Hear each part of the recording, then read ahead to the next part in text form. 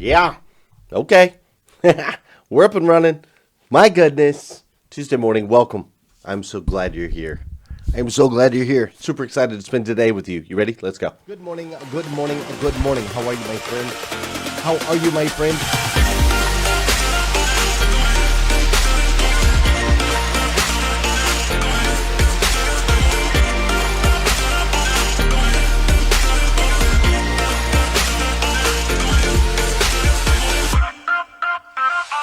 See, there's no excuse for you not pushing yourself to the next level. In order for you to create a new you must have a new mindset. When teams come together, we can create things that are greater than the sum of all of their parts.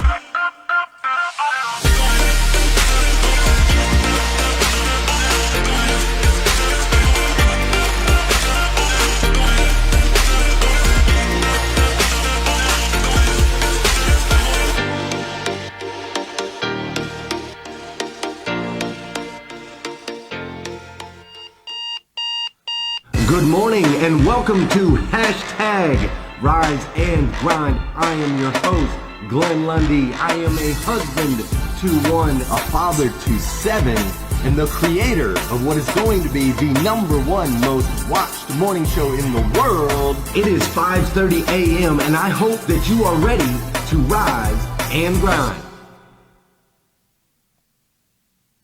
Good morning, good morning, good morning. How are you, my friend? How are you, my friend? Dude, today is Tuesday. That's right, Taco Tuesday. Today is Tuesday, November 10th, 2020. Can you believe it? Oh my gosh, this month's already flying. It's crazy. Today is Tuesday, November 10th, 2020. And what's crazy is today is the very first and the very last time it'll ever be Tuesday, November 10th, 2020. So I want to make sure we make the absolute most, and I mean the absolute most of this absolutely incredible day. Dude, today is, not only is it Taco Tuesday, which makes it one of my favorite days, and I know my girl Sarah Ball, look, there's her name right there. I know my girl Sarah Ball, she loves Taco Tuesday, but I love Taco Tuesday for a couple reasons. Like, we always, as a family, me, my wife, all of our children, which we have a lot, right? Going on 8, me, my wife, and all of our children, we go to Grandma's house for Taco Tuesday. And Grandma and Grandpa makes the most amazing tacos, and Grandma chases our kids around all night, dude, all night. And me and my wife sit there on the couch and we like watch Wheel of Fortune and Jeopardy, right? Like, it's so fun. And Grandma bathes the kids, makes the tacos, cleans the place. Like, it's crazy. So we love Taco Tuesday. For those of you that don't know me, my name is Glenn Lundy. I am the host of hashtag Rise and Grind. I am also the creator of the hashtag Rise and Grind group right here on Facebook. So if you're not a member of our group, just go ahead and search for hashtag Rise and Grind. We'd love to have you. The group is filled with nothing but motivation, education, inspiration. That's all you're gonna get. That's all you're going to get in there. Over 30,000 people, like-minded individuals that want to serve you, pour into you, and all of those things. So make sure you're a part of the group. We'd be super glad to have you. Tuesdays are also a fun day for me because on Tuesdays, we have our 800% Club, which is where I work with the leaders, owners, general managers of dealerships all across the nation, helping them scale in their volume, their profitability, leadership culture, some things that you probably don't even care about, but I love it. It's super, super fun. It's something I look forward to every Tuesday. I mean, I get to work with amazing humans like my guy, Matt Gassman, out in Roanoke. Check him out. This is what he has to say about 800% Club. My name is Matt Gassman. I'm the owner of Roanoke Motors and Roanoke Ford in Roanoke, Illinois. I've been with 800% Club since day one. I've been with Glenn since last September of 19. 800% Club is a group of automotive individuals learning from Glenn through Zoom, through conversations, through texting, getting ideas, and then also feeding off each other on how to better us as individuals and our team along with our businesses. Get uncomfortable, to get out of the same old all I've done, and to just expand and try different things. Whether you succeed or fail, you're still going to take a lesson away. My favorite part of this retreat was probably the fly fishing. Just to experience the peacefulness, God's creation out there, trying to catch fish, even though I didn't get any bites. But just a time to reflect. I would definitely recommend 800% Club to anyone that's interested in growing as an individual, expanding their thoughts, thinking big, and wanting to develop their team. So here's what's crazy, right? I still can't believe it because 800% Club's been here a year now. I've been working with these leaders in the automotive industry, and I still can't believe it because I think about it like it was just a thought, right? Like it was just a thought. Literally, I was driving back from Nashville, Tennessee. I remember the day. It was August 16th after we had just got done with our Grow Your Business for God's Sake event. And I was driving back from Nashville, Tennessee. I was in the car. I had this 4-hour trip, and I had this idea of bringing together owners and leaders and those in the automotive industry from different shapes and sizes, different dealerships all across the country. And it was just a thought, man. That's all it was. And then fast forward, here it is a year later. We've got 56 different dealerships that we work with. We've had these retreats, right? We go out on these retreats. My friend Danelle Delgado, she helps serve in those retreats, right? And it was just this revolutionary idea, right? First it was a thought, then it became word, and then we just took action on the word and just made sure to deliver value. That's it. Just made sure to deliver crazy value. And so I guess when I'm thinking about this idea of revolutionary thought, which is the series that we're in right now, like will 800% Club, right? I'm not tooting my own horn or anything like that, but will 800% Club change the world? I thought about that. This week. I'm like, does 800% Club, is it truly a revolutionary idea, right?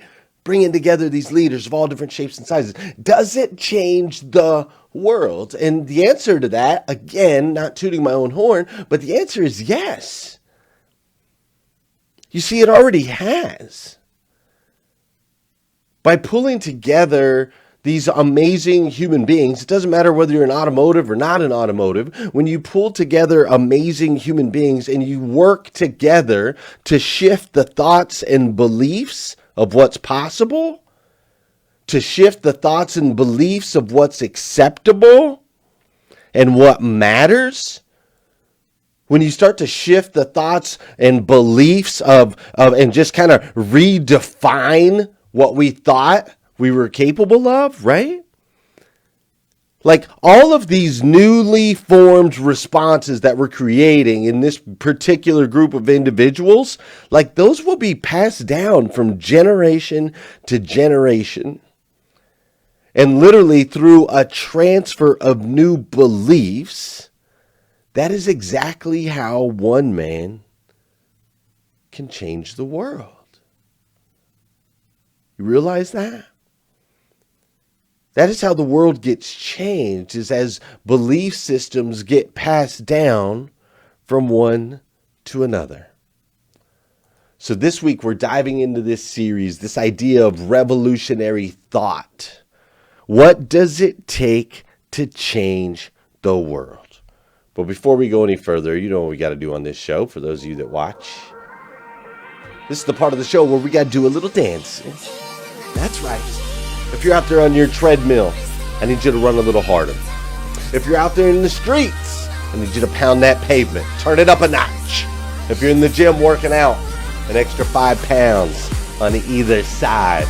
This is the part of the show where we're going to get the body moving. We're going to get the blood pumping. We're going to get the heart rate up a little bit, because an object in motion tends to stay in motion. This is also the part of the show where I need you to do me a favor. Yes. There are 184 of you watching live right now. I need you to do me a favor. Hit that share button, all right? Because I believe if we can change the way people start their day, it'll make a massive impact on this planet. I truly believe that.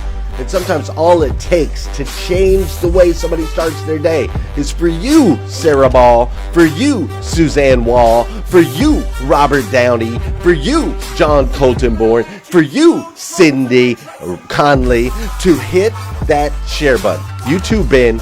That's right, every single one of you. Listen, if you can't share this show, I don't know what you're sharing. Just saying. It's all motivation, education, inspiration, make an impact in somebody else's life. This is also the part of the show where I want to say good morning to you, and I want you to say good morning to me. Whether you're watching live or you're watching on replay, say what's up. I will say what's up back. If you're listening on the podcast, if you're watching on YouTube, if you're watching on Facebook at 5:30 a.m. Pacific time, say what's up. I'll say what's up. How you doing, Amy Bricker? What's up, Brian Hess? Great to see you. Thank you for sharing, Kim Fair. You're the best. What's up, Brad Smith, Tina Bacon, Amanda Sanner, Ray Hatcher's up in the house, Bradley Silver's up in here. I love you guys. Also, do me a favor. Would you check in real quick?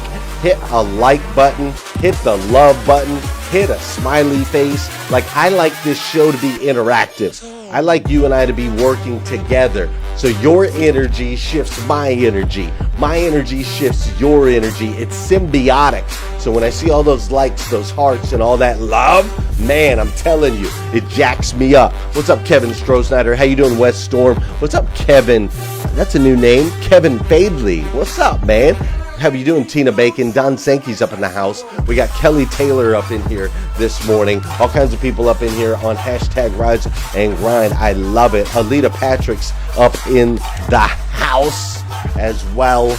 Love seeing you, Alita. Great to see you. We've got Michael Guthrie, Liza Myers-Borges, Scott Simons, and the whole team over at CMA. I got John Paul Gedry up in the house, and my boys Mike Overfelt and Tina Overfelt. What's up, Jeff Baker? Everybody's up in here on hashtag Rise and Grind. We're going to dive into this series. I do want to let you guys know that we did launch a new URL. Where's it at? So riseandgrind.life. If you need anything, Rise and Grind, you can go to riseandgrind.life. You can go there to get gear. You can go there to learn more about our show. You can go there to connect with us in different ways. But we are creating an entire lifestyle around hashtag Rise and Grind, between our gear, between our planners. We got coffee coming out soon, all of those things. So you can go to riseandgrind.life to learn more about us if you're new, or you can go back and visit if you've been with us for a little while, and you can learn more that way too. Listen, we're going to dive into this week's series, Revolutionary Thought. Incredible series. Super excited to dive into it with you. Oh, I just realized I'm missing something here. I hope it doesn't mess it up.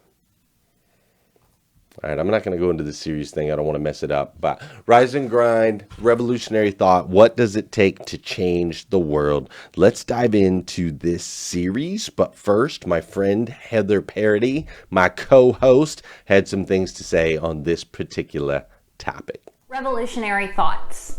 I don't know about you, but sometimes when I think about all that needs to be done in this world, and all of the pain and all of the hurt and all the work that's left to be done, I get overwhelmed. I think, who am I? I'm just this one small person. I don't have any revolutionary thoughts. I don't have a position. I don't have influence, whatever it may be. What's interesting though, when this topic got brought up of revolutionary thoughts, I did a quick Google search of what that term meant, and it's often thought about this position of power and challenging political status and all of this. My mind immediately went to some of the most everyday people throughout history who made the biggest changes, who had the biggest impact, who had the most revolutionary thoughts, and those thoughts were often so simple and practical, and these people who carried them out were just like me and you. They used the power and the influence they did have to make a huge impact in this world, and we've never been the same since. I wanted to highlight two of those people for you this week to hopefully give you some hope, to spread some life and love over this incredible community. Now let's play a game. Are you ready? I'm going to give you a quote, and I want you to guess who this is. If you cannot feed 100 people, then feed just one. Who dat? Who dat? Mother T in the house. That's right. You want to talk about a revolutionary thinker. This nun who changed the world. Mother Teresa was born in 1910, and rumor has it that her real name was Agnes. She was the youngest of 3 girls, and when she was 8 years old, her father passed away. At the age of 12, she felt the calling on her life to devote herself to religious service. She worked as a teacher in a school for almost 20 years and then left the school because she became more concerned about the poverty surrounding the school. Most of Mother Teresa's work for the poor and the unwell was done in India. What's interesting about this is she actually got a lot of criticism when she left to work from the poor from the religious community. They were accusing her of all kinds of crazy stuff and didn't give her permission to do the kind of work that she wanted to do. So she had to fight long and hard to follow the calling that she really felt on her life. The interesting thing about it, though, is every step of the way, she led with love. And it paid off. In 1950, she started her own organization called Missionaries of Charity, which still cares for the poor and the sick to this day. In 1979, she was awarded the Nobel Peace Prize, and she told those committee members, hey, instead of doing a celebration dinner on this, let's donate all that money back to the poor. In 97, she passed away at 87 years old, and the country of India honored her by making it a state funeral in India, meaning that the government paid for the funeral, showing respect to her. One of my favorite quotes from her is that if we have no peace, it's because we have forgotten that we belong to each other. Revolutionary, right? From an everyday, average nun, this woman changed the world because she dared to put love at the forefront of everything that she did. Love that. She dared to put love at the forefront of everything she does. She does. Love that. Check it out, man. Yesterday, we talked about this idea of revolutionary thought, and we actually talked about the creation of the wheel, which made all of you guys hungry. That's right. Every single one of you thought that that wheel right there was a donut or a bagel. I know how you guys are first thing in the morning. I learned a lot about you yesterday when I posted that picture of the early wheel. Immediately, all of you guys went to bagels and donuts, right? But we talked about the wheel and how transformative that was for our world, right? This simple idea of a wheel. And then we also talked about yesterday Alex Trebek. We talked about Alex Trebek and the impact that he made on this planet, and some of his last dying words. Try to be aware that when we leave this earth, that you've made a difference in the lives of other people, right? We talked about that yesterday as well. And then we also yesterday spent some time going through some of your I had asked revolutionary thought, like, what do you think it takes to change the world? And so we read through a couple of those yesterday. I want to read through a couple more today. You guys sent me a text. I have this text platform. You can text me at 859-208-2351. And these are some of the responses that were texted in when I asked, what do you think it takes to change the world? So one person texted in and said, being bold and stepping out of your comfort zone. I agree. Someone else texted in and said, I think it takes everyone to shut up. Keep opinions to yourself like the good old days. Then there will be much less hate spewed on each other over opposing opinions. I love it. Someone else said, I think if we all love each other and take care of each other, the world will take care of us, my friend. Someone else said, each of our individual actions can change the world.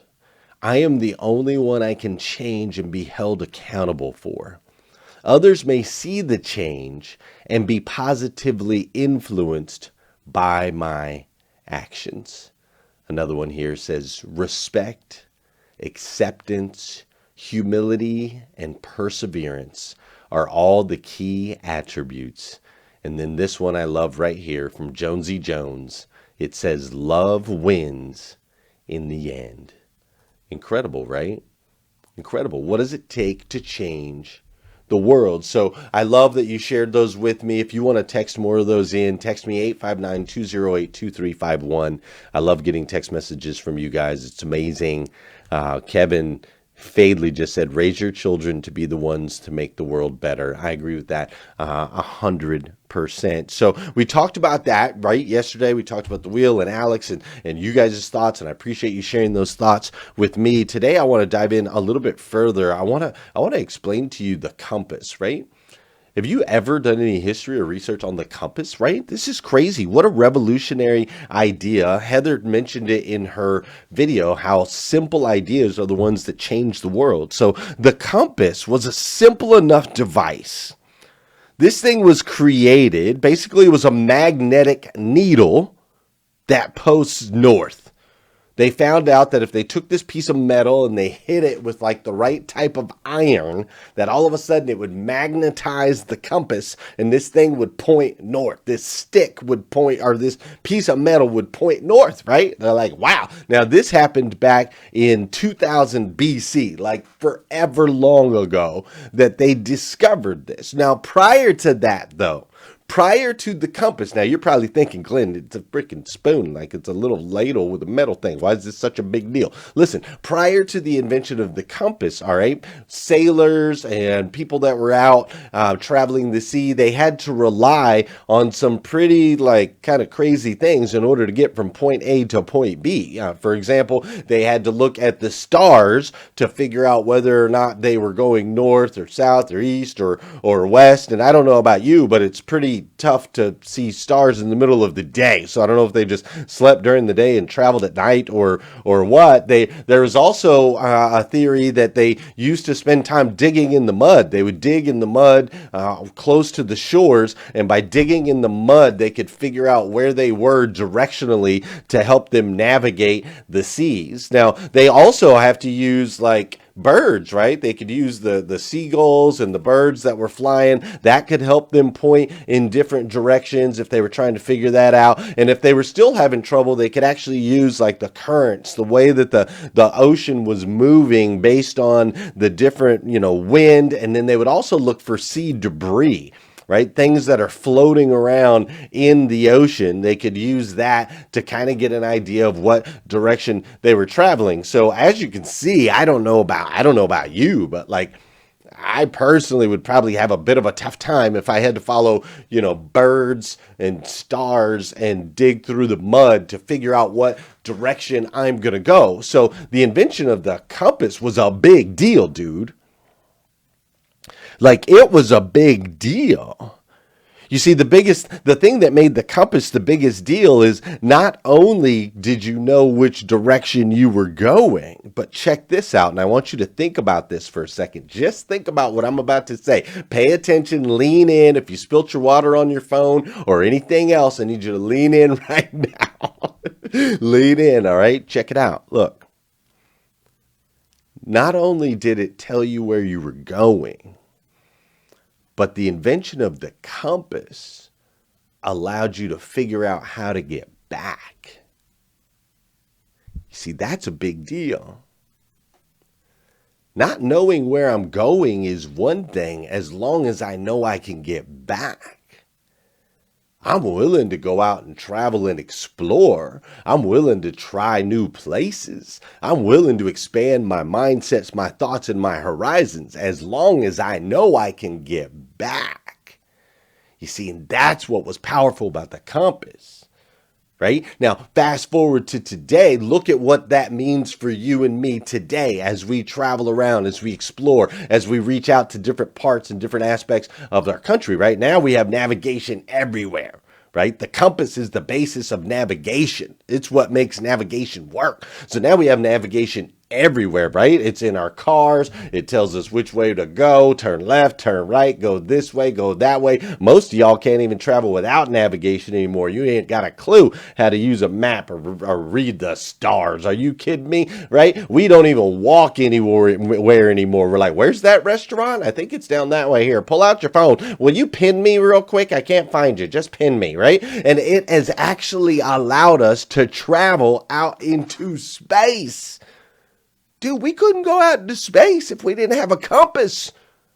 Like on the for real, if we didn't know we could point ourselves back, ain't nobody going, right? Like, are you going to be like, yeah, dude, you're going to shoot me up into where? And okay, like no real direction. And, maybe I just randomly come back. Yeah, I'll volunteer for that. No, it doesn't work like that, dude. The safety net of knowing we can get back allows us to explore and move forward.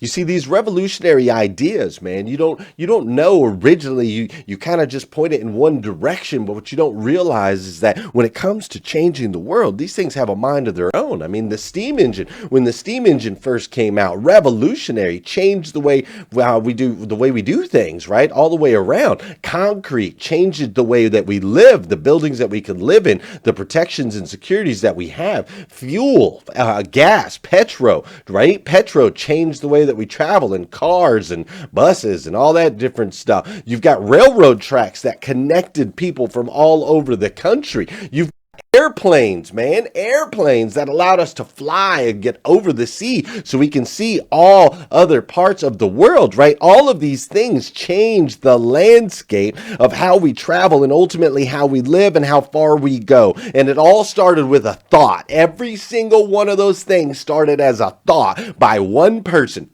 I wonder if we could take a 200-ton machine and put it in the air. That's the thought. I wonder if we could take a bunch of wood planks and metal rails and connect the entire United States of America. That's the thought. There was a guy named Henry Ford. This guy named Henry Ford was born in July of 1863, and he was ultimately the creator of the assembly line and also the longtime owner of the Ford Motor Company. Now, his thought, dude, he was just this young boy back in the late 1800s, right? He grew up on a farm, and then later he created the assembly lines that we know today in all of manufacturing, and Ford Motor Company, which if you don't know Ford Motor Company, I'm not sure what you've been doing with your life. But what you have to understand is this man right here, he was handed a watch. He was handed a pocket watch by his father when he was 15 years old. And he started taking apart this pocket watch, taking it apart, putting it back together, taking it apart, putting it back together, taking it apart, putting it back together. And he became locally known through all the other farms as a watch repairman. He got really good at tinkering with machines, right? And as he continued to get really good with those, when he grew a little bit older, his mom died. She wasn't on the farm. Dad was like, yo, I want you to run the farm. And he's like, no, bro, I think I want to go do this machine thing. I kind of like the idea of this machine thing. I like this idea of cars and being able to travel and so on and so forth, right? Fast forward, Henry Ford creates the assembly line. And if it wasn't for this dude, right, Henry Ford and his decisions, we wouldn't have mass automobiles the way that we do today, right? We wouldn't have it here in this country. We wouldn't have it around the world. And ultimately, because of that one man's decision to leave the farm, to run, the entire world changed. And he brought us to today, where I have an opportunity to meet amazing people in this amazing industry all across the United States of America. We've been bonded and pulled together through this one little thing called the automobile that has completely changed the world. Thank you, Henry Ford, for your thought. First there was thought, it then became word, that word became action, and he changed the world. You can too. Henry Ford ain't no better than you. He was born in the late 1800s. Are you kidding me? He didn't have the technology that you have today. He didn't have the resources, the wisdom, the knowledge, the know-how. He didn't have any of that. You've got a leg up on this dude. You can change the world. See, one decision to step into fully who you are, no matter how scary that might be, can change the world. There's a quote in the planner today, right here, sent by Judy Tebow. And the quote says this. I'm gonna leave you with this. The quote says this. The quote says, you can simultaneously be a masterpiece and a work in progress. Listen, that's what I believe about you, and that's what I believe about me.